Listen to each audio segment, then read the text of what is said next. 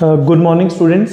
बेटा मैंने जहाँ से कल छोड़ा था वहाँ से करवा रहा हूँ, कुछ डेफिनेशंस करवा रहा हूँ। पहले ये इंपॉर्टेंट है, ये 1 मार्क्स में पूछी जाती है।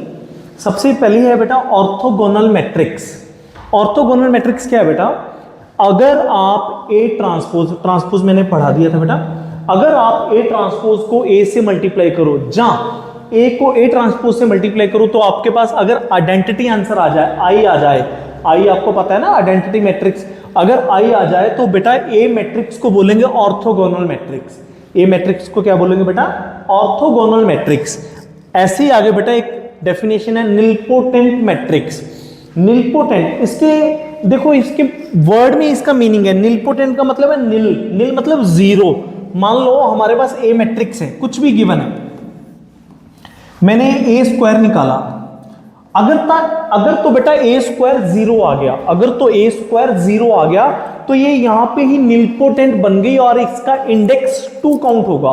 इसका इंडेक्स कितना काउंट होगा? 2।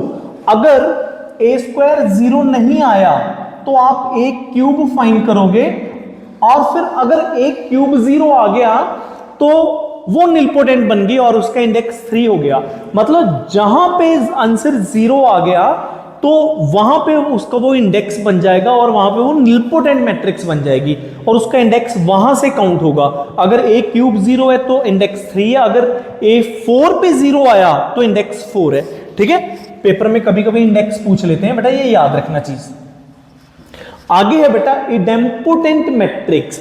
इडेम्पोटेंट मैट्रिक्स, अगर ए को ए से मल्टीप्लाई करूं और आंसर ए ही आ जाए, if a square equal to a then matrix is called idempotent matrix। आगे है बेटा इनवॉल्यूटरी मैट्रिक्स। इनवॉल्यूटरी मैट्रिक्स है, अगर a को a से मल्टीप्लाई करने पे आंसर i आ जाए, आइडेंटिटी आ जाए, if a square equal to i then the matrix is called involutory matrix.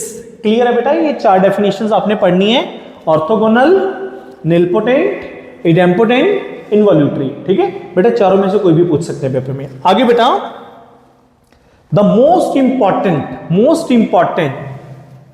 Symmetric matrix. The most important topic है बेटा ये सिमेट्रिक मैट्रिक्स। सिमेट्रिक मैट्रिक्स क्या होती है बेटा? अगर कभी किसी मैट्रिक्स का ट्रांसपोज करने पे वो मैट्रिक्स के इक्वल ही आ जाए, if A transpose equal to A then the matrix is called symmetric matrix. जैसे एक एग्जांपल दिखा रहा हूं मैं। सिमेट्रिक मैट्रिक्स दिखती भी कैसी है ना, ये बनती कैसी, देखो आप ना डायगोनल कुछ भी लिख लो, 3 4 6 कुछ भी लिख लिया मैंने, जो एलिमेंट बेटा यहां पे लिखोगे ना वही यहां पे होना चाहिए। मान लो यहां पे 5 लिखा तो यहां पे भी 5 होना चाहिए, मतलब A12 और A21 सेम होने चाहिए सिमेट्रिक में। अगर वो सिमेट्रिक है, मान लो यहां पे 7 है तो यहां पे भी 7 होना चाहिए। A13 और A31, मान लो यहां पे 8 है तो यहां पे भी बेटा 8 ही होगा। अब देखो ये एक मैट्रिक्स है A, अब इसका ट्रांसपोज करो, ट्रांसपोज पता है ना क्या होता है? पहली रो को पहला कॉलम बना दो,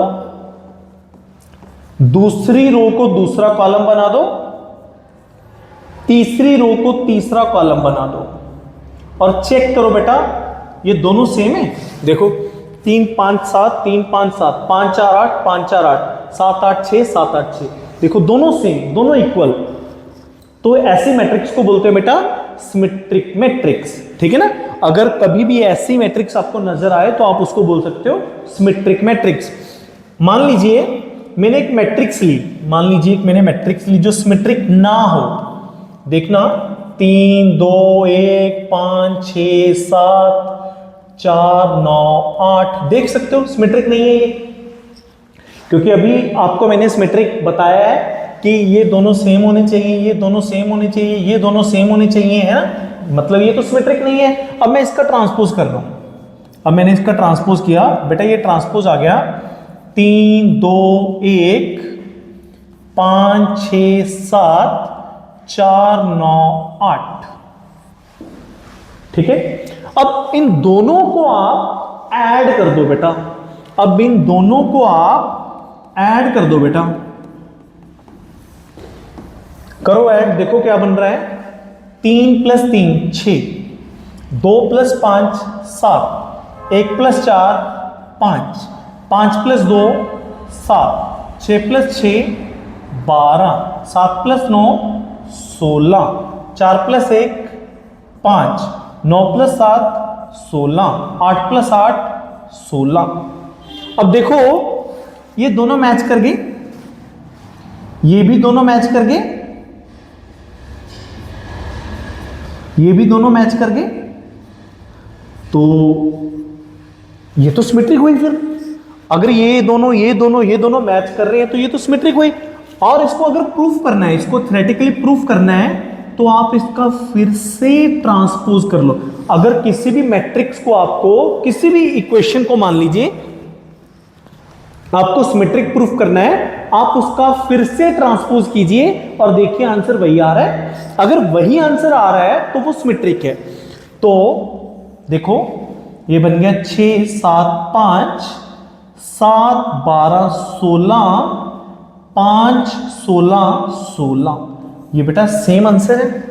तो एक रिजल्ट निकलता है हमारे पास, ये A + A transpose is always symmetric, is always symmetric. एक अगली बात, अगर कोई यहां से एक रिजल्ट और आ रहा है, अगर कोई मैट्रिक्स सिमेट्रिक है चाहे नहीं, मतलब एक नॉर्मल मैट्रिक्स को अगर उसके ट्रांसपोज में ऐड करेंगे तो जो रिजल्टिंग मैट्रिक्स होगी बेटा वो ऑलवेज सिमेट्रिक होगी, वो ऑलवेज सिमेट्रिक होगी। तो A + A transpose is symmetric. और अगली बात, अगर मैं किसी सिमेट्रिक मैट्रिक्स को किसी एलिमेंट से डिवाइड करूं या किसी एलिमेंट से मल्टीप्लाई करूं, वो भी बेटा चीज सिमेट्रिक ही होगी, वो भी बेटा चीज सिमेट्रिक ही होगी। ये आप बेटा याद रखना, ये भी सिमेट्रिक ही होगी। तो एक और चीज, प्लस का जो साइन आता है ना, मोस्टली अगर आपके पास टाइम नहीं है पेपर में, वो मोस्टली सिमेट्रिक को रिप्रेजेंट कर रहा है, ठीक है। जैसे अगर कोई दो मैट्रिक्स के बीच प्लस आ रहा है तो ऑप्शंस पढ़िए मेरे सामने, टाइम कम है तो सिमेट्रिक लगा लो आप, ठीक है ना, कि वो सिमेट्रिक ही आएगा क्योंकि प्लस का साइन सिमेट्रिक को रिप्रेजेंट कर रहा है। यहाँ पे दिख रहा है ना कि यहाँ पे प्लस आया तो वो आगे जाके क्या बन गई, सिमेट्रिक। ऑलवेज नहीं है बेटा, ये तो तब है अगर आपके पास टाइम कम है तो आप लगा सकते हो, है ना। आगे बेटा, आगे पहले डेफिनेशन करते हैं। अगली डेफिनेशन है बेटा the most important, skew symmetric, skew symmetric matrix, skew symmetric matrix. Skew symmetric matrix में क्या होता है बेटा, एक मैट्रिक्स अगर अपने ट्रांसपोज और उसके आगे नेगेटिव लगा के इक्वल आ रही है बेटा, तो उसको बोलते हैं स्क्यू सिमेट्रिक मैट्रिक्स। वहां पे सिर्फ ट्रांसपोज था, यहां पे नेगेटिव भी है, ठीक है, ध्यान रखना। और ये दिखती कैसी है, ये ऑलवेज दिखेगी कैसे, कोई भी अगर स्क्यू है हमें सिर्फ देख के ही पता लगाना है कि ये तो भाई स्क्यू है, तो वो दिखेगी कैसे अगर कोई स्क्यू है। सबसे पहली बात, जो स्क्यू के डायगोनल्स है ना बेटा, वो ऑलवेज जीरो होंगी, ऑलवेज जीरो। अगर कोई मैट्रिक्स जिसके डायगोनल जीरो नहीं है तो वो स्क्यू नहीं होगी, ठीक है, ये बात है, याद रखना। तो यहां पे एक क्वेश्चन बन गया, the diagonal elements of skew symmetric matrix are, तो आप लिख सकते हो जीरो, है ना। और अगली बात, यहां पे अगर एलिमेंट 3 है तो यहां पे उसका नेगेटिव होगा, यहां पे उसका नेगेटिव होगा एलिमेंट वही, बट उसका क्या होगा, नेगेटिव। मान लो यहां पे मैंने 5 लिख लिया, तो वहां पे है तो 5 ही, पर उसका नेगेटिव। अगर यहां पे नेगेटिव लिखूंगा तो यहां पे पॉजिटिव, अगर वहां पे पॉजिटिव लिखूंगा तो यहां पे नेगेटिव, ठीक है। मान लो यहां पे मैंने लिखा 9, यहां पे आएगा -9, ठीक है ना।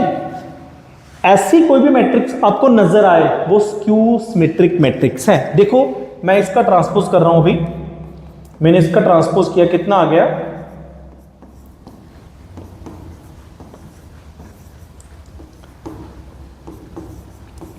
अब इसके आगे मैं नेगेटिव लगा रहा हूं, मैंने इसके आगे नेगेटिव लगाया,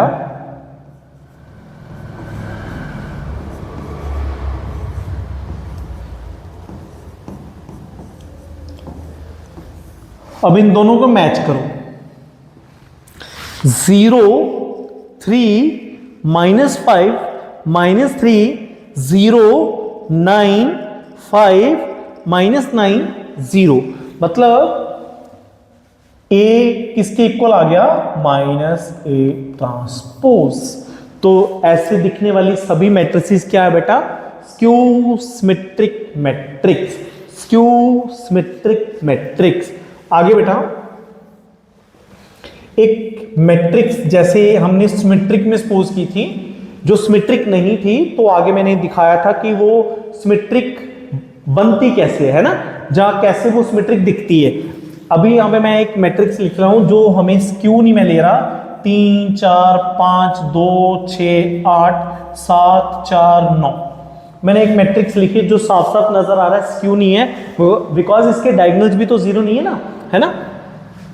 अभी मैंने फिर इसका ट्रांसपोज किया, ये बन गया 3 4 5 2 6 8 7 4 9। सिमेट्रिक को बनाने के लिए बेटा मैंने ऐड किया था, अब मैं सब्ट्रैक्ट कर रहा हूं बेटा, अब मैं सब्ट्रैक्ट कर रहा हूं, सब्ट्रैक्ट करके बना बेटा 0 2 -2 -2 0 4 2 -4 0। चेक करो, क्योंकि यही तो डेफिनेशन थी ना, डायगोनल्स आर 0 और ये एक दूसरे के नेगेटिव आ रहे हैं ना। अब इसको मान लो स्क्यू प्रूफ करना है, स्क्यू प्रूफ करने के लिए क्या है? पहले उसका ट्रांसपोज, पहले उसका ट्रांसपोज, पहले उसका ट्रांसपोज और फिर उसके आगे नेगेटिव, फिर उसके आगे नेगेटिव।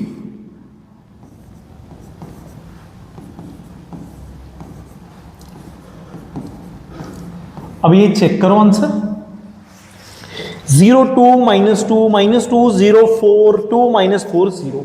तो देखो स्क्यू प्रूफ करना था, पहले उसका ट्रांसपोज किया, देन उसके आगे क्या लगाया बेटा मैंने? नेगेटिव। अब ये स्क्यू बन गया, मतलब मुझे ये बात समझ में आई कि अगर तो मैं प्लस में लिख रहा हूं A + A ट्रांसपोज, वो तो है सिमेट्रिक।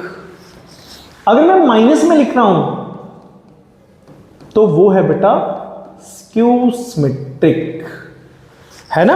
और मैंने आगे आपको बताया है कि इसको मैं 2 से डिवाइड, 2 या कोई भी एलिमेंट 2 से डिवाइड करूं, 2 से मल्टीप्लाई करूं तो वो स्क्यू ही रहेगा, तो वो स्क्यू ही रहेगा।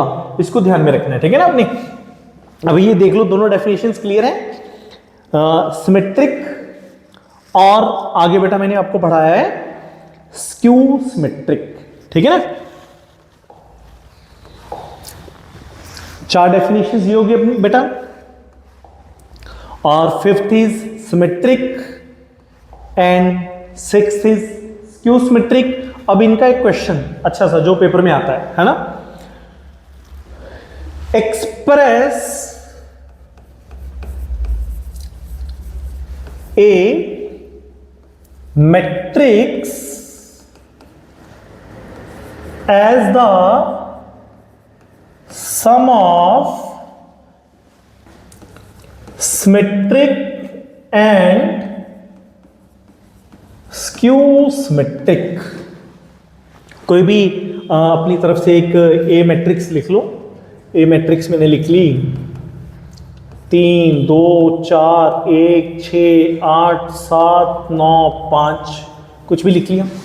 अब क्वेश्चन समझो पहले क्या है, इन्होंने क्या लिखा है, एक मैट्रिक्स को सिमेट्रिक और स्क्यू सिमेट्रिक के सम में रिप्रेजेंट करना है। मींस एक मैट्रिक्स को 2 हिस्सों में तोड़ना है और दोनों हिस्सों के बीच प्लस का साइन हो, जो एक पार्ट नजर आए वो सिमेट्रिक बने और जो सेकंड पार्ट है वो बेटा स्क्यू सिमेट्रिक होना चाहिए। एक मैट्रिक्स को दो हिस्सों में तोड़ना है, पहला हिस्सा होना चाहिए सिमेट्रिक और दूसरा हिस्सा होना चाहिए स्क्यू सिमेट्रिक, और बीच में होना चाहिए साइन प्लस का, क्योंकि उन्होंने लिखा ना एज ए सम ऑफ, है ना। तो देखो अब यहां पे बोलना बेटा, मैंने ए मैट्रिक्स को क्या मैं ऐसे लिख सकता हूं 2a/2, ये बैलेंस है ना, 2 से 2 कटेगा a आएगा, ठीक है। आगे फिर 2a को ऐसे लिख लो a+a, अभी भी ये बैलेंस है। आगे मैंने इसमें a ट्रांसपोज ऐड किया, a ट्रांसपोज सब्ट्रैक्ट किया, अब भी ये बैलेंस है, अब भी ये बैलेंस है। अब आगे मैंने a+a ट्रांसपोज को अलग लिख लिया, a-a ट्रांसपोज को अलग लिख लिया, अब भी ये बैलेंस है, कोई प्रॉब्लम नहीं है। अब आगे इसको मैंने ऐसे लिख लिया a+a transpose by 2 plus a-a transpose by 2। अब देखना मैंने ली थी एक मैट्रिक्स, अब लास्ट में क्या किया मैंने, इस मैट्रिक्स के दो पार्ट कर दिए। आपको पता है ये वाला पार्ट इज ऑलवेज सिमेट्रिक, अभी बढ़ा है पीछे, ये वाला पार्ट इज ऑलवेज स्क्यू, और बीच में क्या है साइन। तो ये है ना matrix is equal to symmetric plus skew, ये क्वेश्चन था ना। अब इसको प्रॉपर करते हैं। मेरे पास ए गिवन है बेटा, मेरे पास है 3 2 4 1 6 8 7 9 5। अब मैंने इसका ट्रांसपोज किया, ये बन गया 3 2 4 1 6 8 7 9 5। क्लियर? अब क्या करो, एक बार दोनों को ऐड कर लो बेटा, एक बार दोनों को ऐड कर लो। दोनों को ऐड करके क्या बना बेटा, ये बन गया 6 3 11, ये बन गया 3 12 17, ये बन गया 11 17 10, है ना। ये सिमेट्रिक नजर आ रही होगी आपको। अब इसको मैं 2 से डिवाइड कर रहा हूं, मैंने 2 से डिवाइड किया, ये बना 3/2 11/2 3/2 6 17/2 11/2 17/2 5। ठीक है जी। अब क्या कर रहा हूं, ये इसकी वैल्यू आ गई, अब मैं इसकी निकाल रहा हूं। अब मैंने किया माइनस a ट्रांसपोज करो बेटा, माइनस क्या बन गया, ये 0 1 -3 -1 0 8 - 9 -1 3 1 0। ठीक हो गया। अब इसको 2 से फिर डिवाइड कर लो, 2 से डिवाइड किया, ये बना 0 1/2 -3/2 -1/2 0 -1/2 3/2 1/2 और 0। ठीक है, यहां तक ठीक है। अब आगे मैंने अभी यहां पे ये प्रूफ किया था A is equal to A plus A transpose by 2 plus A minus A transpose by 2। आप यहां पे वैल्यूज फिल कर दो बेटा। पहले A की वैल्यू कितनी है बेटा, 3 2 4 1 6 8 7 9 5। अब इसकी A plus A transpose by 2 की 3/2 11/2 3/2 6 17/2 11/2 17/2 5। प्लस में इसकी वैल्यू पुट करो, a minus A transpose by 2 की 0 1/2 माइनस 3/2 माइनस 1/2 0 माइनस 1/2 3/2 1/2 0। अब देखो मुझे पता है ये मैट्रिक्स है, ये मुझे दिख रही है साथ साथ सिमेट्रिक है, ये मुझे दिख रही है स्क्यू सिमेट्रिक। अब देखो ध्यान से, इसको थोड़ा सा सही करके लिख लेते हैं, ये एलिमेंट नजर नहीं आ रहा, ये है अपना -3/2। अब देखो ध्यान से, ये बन रहा है 3 + 0 3, 3/2 और 1/2 4/2 2, 11/2 minus 3/2 8/2 4, 3/2 minus 1/2 2/2 1, 6 + 0 6, 17/2 minus 1/2 16/2 8, 11/2 plus 3/2 14/2 7, 17/2 plus 1/2 18/2 9, 5 + 0 5। मतलब इस मैट्रिक्स को मैंने दो हिस्सों में तोड़ दिया और उन दोनों हिस्सों के बीच प्लस का साइन है। जो पहला हिस्सा दिख रहा है वो मुझे साफ साफ दिख रहा है, वो सिमेट्रिक है, और जो दूसरा हिस्सा दिख रहा है वो दिख रहा है स्क्यू सिमेट्रिक है। बेटा ये अपना क्वेश्चन है, ये पेपर में आता है बेटा, बहुत इंपॉर्टेंट है बेटा। ये आज का आपका लेक्चर था, आप एक बार देख लो, ये डेफिनेशंस इंपॉर्टेंट है। और आज का जो मेन लेक्चर था बेटा वो था सिमेट्रिक और ये था स्क्यू सिमेट्रिक, और उनसे रिलेटेड मैंने एक क्वेश्चन करवाया। अगर आपको ये डेफिनेशन समझ आ चुकी हैं तो आपकी क्वेश्चन कोई रहेगा नहीं बेटा, आप सारे क्वेश्चन सॉल्व कर लोगे, ठीक है। अगर फिर भी आपको लगे, मेनली मेरे अकॉर्डिंग ये चैप्टर हो गया, अगर आपको लगे कुछ एक्स्ट्रा करना है आपने, या कुछ कोई टॉपिक मेरे से रह गया हो या आपने करना है, तो बेटा आप मुझे कॉल कर सकते हो, कमेंट सेक्शन में बता सकते हो, है ना। तो नेक्स्ट चैप्टर बेटा मैं डिटर्मिनेंट स्टार्ट करूंगा, तो मिलते हैं, ठीक है। थैंक यू बेटा।